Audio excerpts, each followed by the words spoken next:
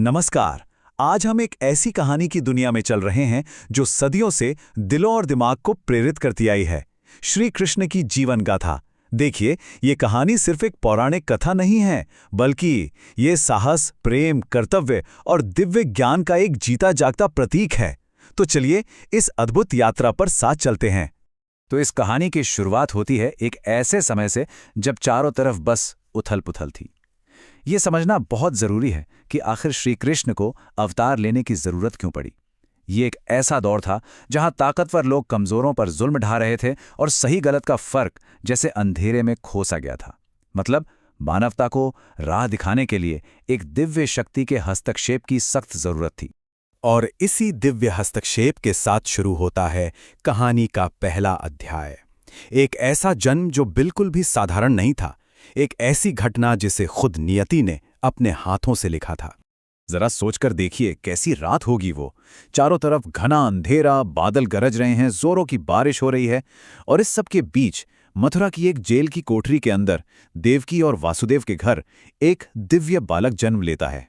उस माहौल में एक तरफ उम्मीद थी तो दूसरी तरफ उतना ही गहरा डर भी था।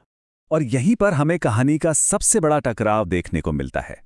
एक तरफ थे प्रेम और लाचारी की मूरत, बंदी बनाए गए माता पिता देवकी और वसुदेव, और दूसरी तरफ था उन्हीं का सगा भाई अत्याचारी राजा कंस, जिसे एक भविष्यवाणी ने डरा रखा था कि यही बच्चा उसकी मौत का कारण बनेगा।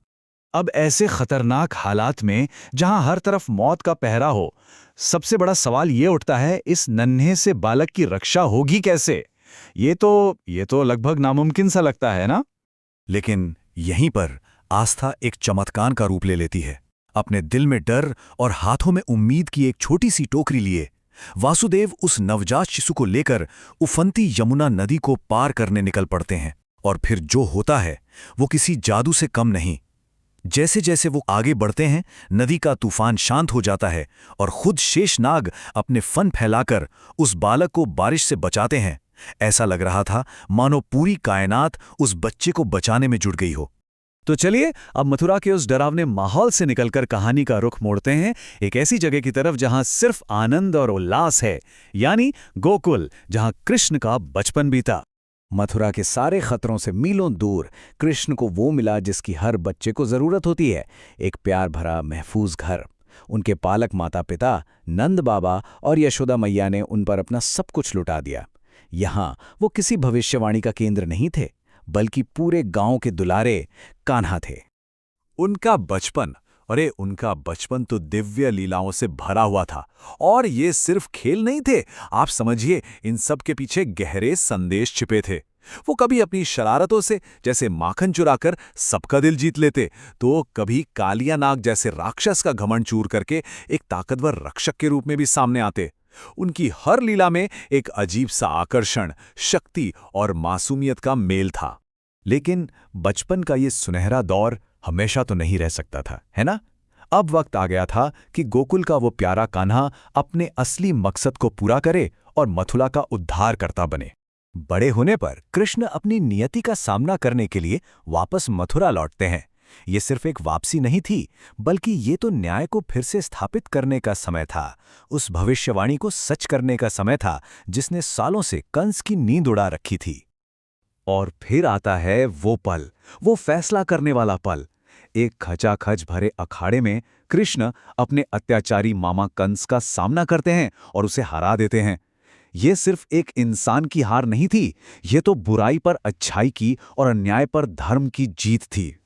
कंस का अंत तो हो गया, लेकिन कृष्ण की कहानी यहीं खत्म नहीं होती, बल्कि अब हम उनके जीवन के सबसे गहरे, सबसे जरूरी हिस्से की तरफ बढ़ते हैं, गीता का वो ज्ञान जो आज भी उतना ही सच है। अब देखिए, उनकी सीख को समझने के लिए धर्म शब्द को समझना बहुत जरूरी है। और धर्म का मतलब सिर्फ मजहब या रिलीजन नहीं है, नहीं। ये सही रास्ते पर चलने, अपनी जिम्मेदारी निभाने और उस कॉस्मिक बैलेंस को बनाए रखने का नाम है जो हर चीज को संभाले हुए है। इसे आप एक यूनिवर्सल लॉ की तरह समझ सकते हैं। और जब हम अपने धर्म का पालन करते हैं तो हम उस लॉ को बनाए रखने में मदद करते हैं। जरा सोचिए, आप एक जंग के मैदान में हैं और आपके सामने कोई दुश्मन नहीं, बल्कि आपके अपने लोग, आपके अपने रिश्तेदार खड़े हैं। क्या हालत होगी? ठीक यही उलझन महान योद्धा अर्जुन की थी।